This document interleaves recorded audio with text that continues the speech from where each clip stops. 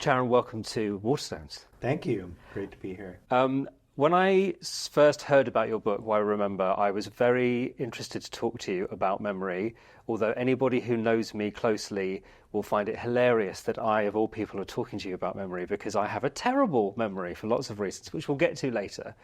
One of the first things I learned about this in this book was the difference between episodic memory and semantic memory. So could you please, for those watching, explain what the difference is between those two things? Yeah, the difference is, and it's interesting because colloquially people will often use memory to refer to both, even though I think most people would know the difference. Yeah. So, for instance, the idea would be like, I know as a fact that, I know facts about the Tower of London. I know facts about just many aspects of London now that I'm visiting. At the same time, that's different than my memories from my past visits to London.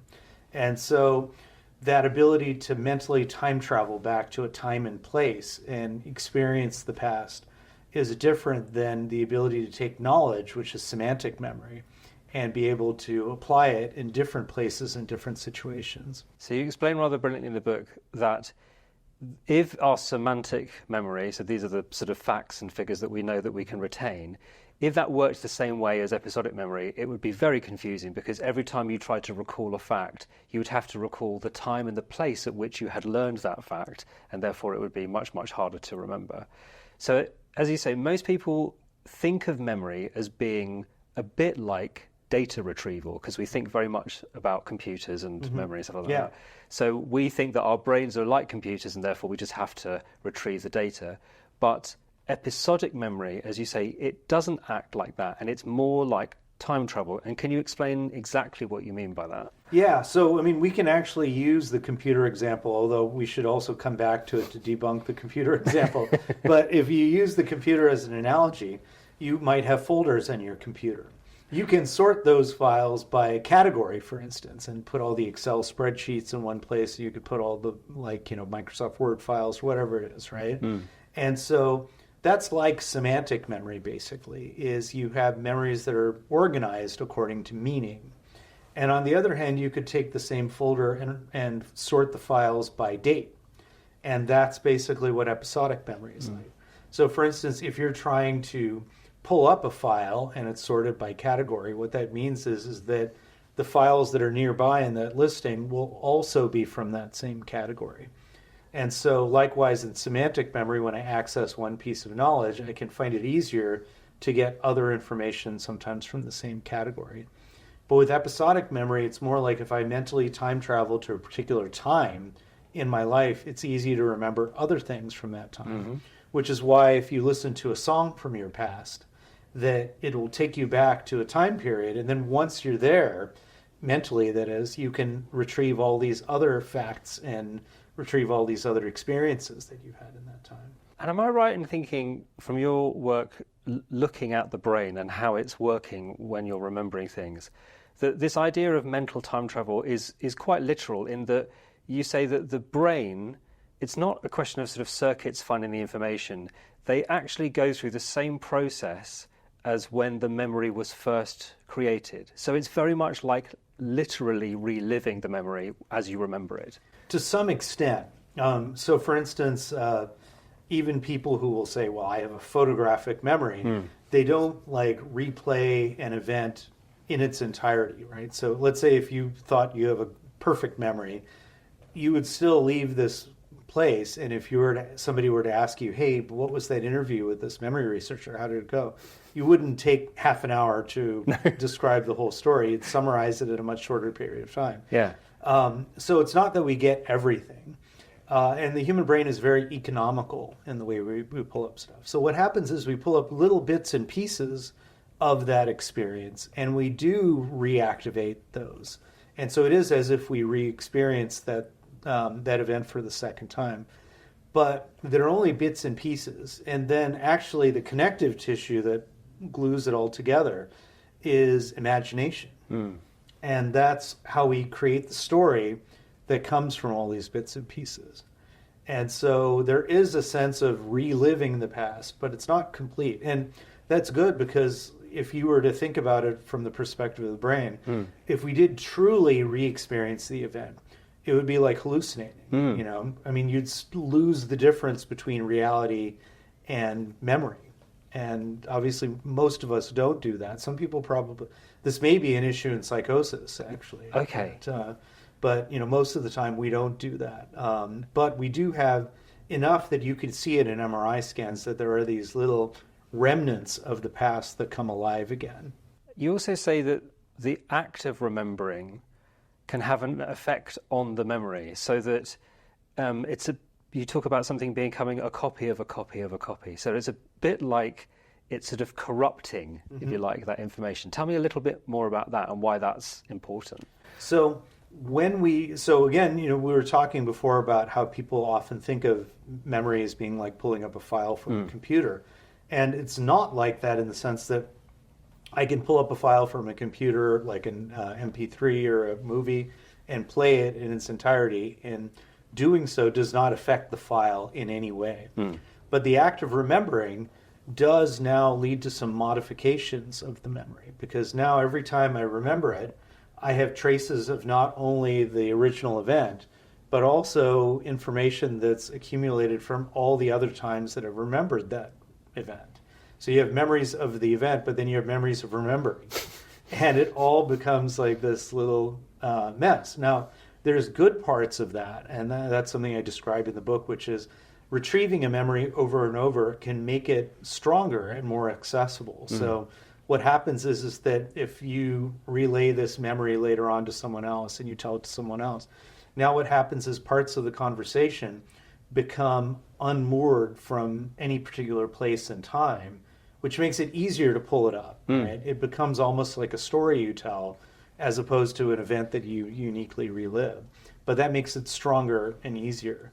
But on the other hand, what can happen is that misinformation can creep in, or your own errors can creep in. So when we look back on the past, we sometimes imagine ourselves as being better than we were, or we sometimes incorporate things that are based on what we believe now as opposed to what we knew at the time. And so as a result, what happens is that once we start to incorporate that information into our imagination of the past, then it can become confused with our actual memories for the past. One really fascinating part of the book is when you talk about the concept of familiarity, because it bleeds into lots of different areas, including things like deja vu and what you describe, and I use this phrase all the time, spidey sense, that thing of when you have this sort of feeling and you can't quite place it.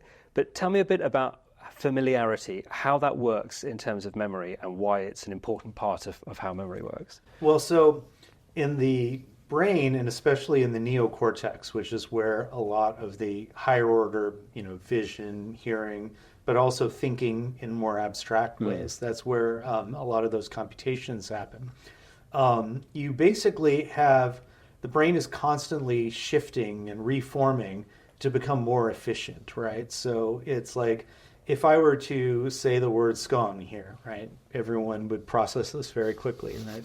But if I go to, say, India and I say that word, it would take people a long time to process it, even if they were fluent in English, because it's not something they see all the time or hear. I mean, I guess now I've had a hard time finding a good scone. So maybe it's getting out of style. I found it easier to get a good falafel, actually. Yeah. So, but nonetheless, it's the fact is that we can process that information very fluently and very quickly. But on the other hand, if we take something like a word I bring up in the book is rambutan, which if you're not familiar with Southeast Asia and so forth, or the tropics, you wouldn't even know what that thing is. And you could say I've never eaten one very confidently, just from the effort it takes to process that word. So you don't have to search every one of your life memories to say this is entirely new. Your brain gives you an indication just by how hard it's working. But if you read this word over and over again and it becomes your favorite fruit, now all of a sudden it becomes very fluent and very familiar to you, right? So this is a byproduct of our brain basically constantly tuning itself up to be better and better so that you use less and less resources, less energy. You can do things faster. Now, the problem comes in where sometimes that familiarity can go off the rails and lead us in wrong directions. And so what I mean by that is, so one interesting case is deja vu, which is where you have this very strong sense of familiarity, but it's not related to an actual memory. And sometimes we even know that there's no memory there, despite this feeling of a strong memory. And so researchers have experimentally simulated this by using virtual reality and basically having somebody walk through the same virtual environment twice. But in one case, it looks like a museum. In the other case, it looks like an arcade. It's exactly the same space. And people will report this intense sense of deja vu when they go through the museum if they've been in the arcade, because there is a match there. It's just not good enough. So it feels familiar, but their brain's also telling them, I've never been here before. And so that disconnect is where deja vu probably comes from. So that's fascinating that you can simulate, or rather reproduce, the effect of deja vu. But does that mean that we're any closer to understanding why it happens to us without that kind of prompt? Is it just simply, would it be something like that, something that is familiar but not quite the same that triggers something? Yeah. So it would be the theory, and it's not yet proven conclusively, but the theory is that it's a very extreme form of familiarity. So I think everyone has had, quite frequently, at least for me, probably for you, I'm guessing, where you're in the supermarket and you see someone and you're thinking, I've met this person. I'm sure of it, but I have no idea who they are. So you slink away and you try not to make eye contact, right? And but that feeling that you have, how is it that you can remember nothing about meeting this person and yet have this quite high confidence that you've seen this person before? And so that's this distinction between having familiarity without an episodic memory. And so the theory is that deja vu is an extreme version of this, where you're very aware of the familiarity without the memory.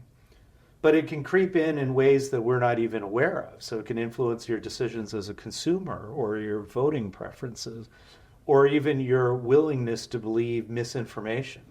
So it's very important for people, I think, to appreciate that our brains are constantly trying to lighten our load and make things easier. But sometimes easy isn't necessarily good. It sort of leads on to another thing that you talk about, which is something that I'm sure everybody will have had an experience of, which is that thing, if we imagine being in a pub quiz or something, where you get asked a question and you know that the answer is, as they say, on the tip of your tongue, like you're so close to finding it, but it just won't appear. And you talk about how that process plays with the same parts of the brain that we think of as the reward centers. Can you tell me a little bit about what that means and again, why that's important to what's going on in the brain there? Yeah, and it's in some ways the flip side of what we talked about, and it's related to the spider sense thing. Yeah. Where you come in, so let's take the trivia example, right? So you're at a pub quiz and you get this question and you're certain you have the answer, but you can't find it. Or actually, let's take a more apt example. You're certain you should know the answer, but you don't know it, right? And you think, I know this topic very well, but I don't. And so now you have this intense curiosity to actually figure out the answer, and you're in suspense waiting for the answer, right? Or another example would be I binge watched Line of Duty, and after one of those episodes, I was just in intense suspense of what's going to happen, where's the show going to go from here. And so that suspense, again, is this kind of a curiosity, and it's about a desire for information. And the brain's reward system is not really about rewards, or at least the areas of the brain that process, for instance, dopamine, which is often thought of as a pleasure chemical. It's really about desire and motivating you to get rewards. And so that desire isn't necessarily pleasant, right? If I'm hungry, that's not necessarily a pleasant feeling. I can feel energized to get food, but I'm not necessarily happy. You know? Yeah. And likewise, if I'm hungry for information, which is what happens when we have this gap between what we feel we should know and what we actually know, there's a motivational circuit that gets turned on that processes dopamine that energizes us to seek information. And it's adaptive because information in some sense is like more powerful than an immediate reward because it can help us get rewards in the future and reap benefits far beyond just one time.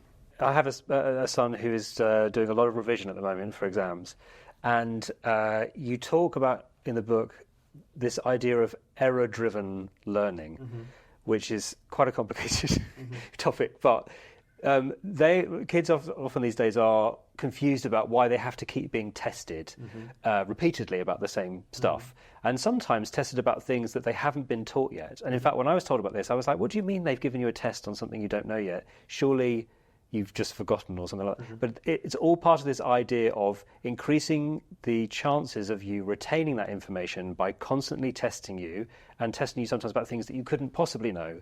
And that again is connected to this error-driven learning. Can you explain a little bit about what that means and again why that's another crucial function of memory? Yeah, in fact, actually the answer to this calls back to many of the topics that we've already discussed. So the idea is that the brain is constantly tuning itself up, right? And so when you struggle to pull up something from memory, what happens is that struggle, essentially when you do get the right answer to whatever it is that you're trying to learn, the brain will tune itself up to eliminate the bad connections, so to speak, the bad components of the memory, and strengthen the components that are going to be the most useful. And so as a result, that's why when we recall a memory over and over and over again, we can actually find it's more, we can call upon it easier. It's a stronger memory, so to speak, right? But if you just passively study without being tested, your brain never has a chance to pull up that struggle. And so it's difficult to tell what areas of the memory need to be repaired and what parts of the memory need to be pruned, if that makes any sense. And so that's why the kinds of conditions under which people struggle are the ones that promote the most learning. And that's why even testing people before they have the knowledge, it's one of the most counterintuitive findings in memory research is that testing you before you have any reason to know the answer can actually help. Because once you do get the answer, then your brain can wipe out the wrong answers. Yeah. And so you've already generated a possible space of wrong answers, and now you can wipe those out and keep them from contaminating the real answer. But the key is you have to get the answer. So if you're just tested on things you don't know and they just say, okay, you're bad at this, that's not useful. And you know, I think this is the thing is that our educational system, I don't think we use tests in the right way. We don't use we use them as assessment tools as opposed to learning tools. Which is a really crucial difference because, of course, not all, but lots of children hate tests. They hate the idea of having to revise for things. As you say, if it was treated less as an assessment, more as a tool to help you to learn the information that you'll then take through to your assessment, do we think children would get behind that more, maybe? I think if we had a better attitude about education and learning in general. So I think the assumption that people have is if you're smart, you shouldn't have to work to learn. Memory should be effortless. And there's often an equation between how quickly you learn and how intelligent you are, to the point where people will be talked about as having learning disabilities when their memory by a memory researcher's standards is just fine. It's just that they have sensory processing issues even. So, I mean, already, these ideas are bad, right? I mean, they're incorrect anyway, right? Yeah. And so, but if you have this assumption that everything should be easy if you're smart enough and, whatever, then when you struggle, it's a sign, a kid can take that as a sign that they're not good, right?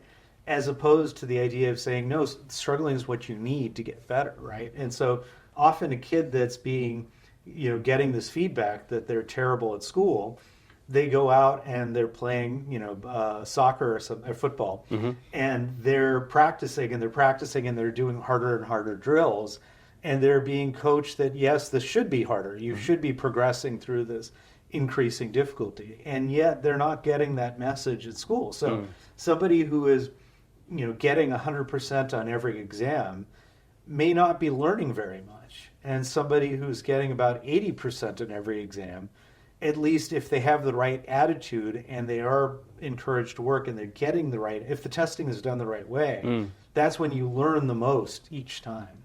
In that section of the book, when you were saying that you will learn more if you're regularly tested, rather than if you just were revising for an exam that eventually arrived, I was thinking, but of course, this is like, so I used to be an actor, and of course, in order to learn your lines, you have to keep running them until and you'll forget them, and then you keep doing it again and again and again and of course you keep rehearsing things until you get to a point where everybody can put the book down and perform that play in front of an audience. Yeah. And it would be mad to just send everybody away Yeah. to learn their lines, appear together for the first time in front of an audience, and hope that everything goes, well. Yeah. That's the sort of same idea, isn't it? Yeah. Or like having people just look at a map and try to memorize a map and then drive to a particular location. Right. That's just, it doesn't work. Yeah. It's, from memory. It's funny how our intuitions can sometimes be so off in certain contexts relative to others. Yeah. One of the problems of that way of learning from my past is that I think that my brain was so used to learning information, knowing that it would retain it for a period of time when I was doing the show, and then junk it. So I feel as though I'm quite a quick study, but I forget things very easily because that's how I've sort of trained my brain. Is that possible, or am I just making a very bad excuse for never being able to remember people's names? How about, I'll give you a third possibility. Okay. So the earliest studies of memory were done by the scientist named Ebbinghaus. I talk about this in the book, and he just studied himself. So he was the most motivated research subject you could ever have. Yeah. And he would hit these profound limits on how much he could retain. But what was really interesting about it was his idea of how he should even measure memory. So what he would do is he would memorize a list of, say, nonsense words, just things that aren't in the English language, but they're pronounceable, so they could be legitimate words. And so he'd memorize these things. And then if you waited an hour, he would only remember, let's say, 60% of what he had originally... if he waited an hour, he would not be able to recall the whole list of words. Yeah. Sometimes he would be quite poor. But he would then say, well, how much time does it take me to relearn this information? And so let's say if it took him 60% as long to relearn the information than he did the first time, he would say, okay, I have 60% of that original memory. But his memory measure was how long it took him to relearn it. So the question is, if you took a script from something that you did in the past, would you take exactly as long to memorize the lines again, or would you be better at it? I would bet you, even a year later, you would have some savings and you'd be better at it. Many people watching this, and me in this, may be thinking, how can I improve my memory? I mentioned earlier that I have a huge tendency to almost immediately forget somebody's name as soon as I'm introduced to somebody, but I have very good recall of their faces. So I know this person. It's not the supermarket thing. I definitely know this person. I have just simply forgotten their name. What can I do to improve this, to avoid social anxiety in the future? Yeah. One thing is, first of all, you have to start with the assumption that most of these things will be forgotten.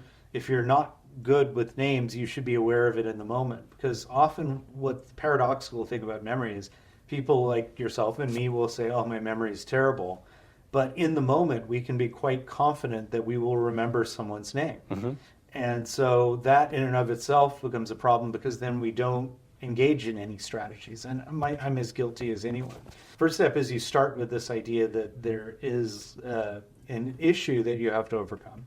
So then the second thing you can do is you want to be able to associate, if we're talking about a name, that there's a particular strategy you can use, which is to try to think of something that can link the name and the face, so that it provides an anchor for this new information. And then you can use the knowledge as kind of a pathway, a shortcut to get back to the information that you need. Because a lot of forgetting is really not forgetting. It's just failing to remember. It's not that the memory's gone, it's just that you don't have it when you need it. That's a very comforting sentence, but we'll see whether that helps in the future. Charan, I'm sure I will not forget your name in the future, having had this fascinating chat with you. So thank you so much for giving me some time to talk about why we remember. Thank you for having me.